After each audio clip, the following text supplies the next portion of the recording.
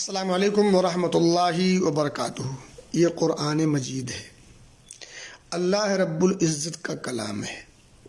اس کو پڑھنا ایسے ہے جیسے آپ اللہ رب العزت سے گفتگو کر رہے ہیں، وہ آپ سے مخاطب ہے، آپ اس کی بات سن رہے ہیں۔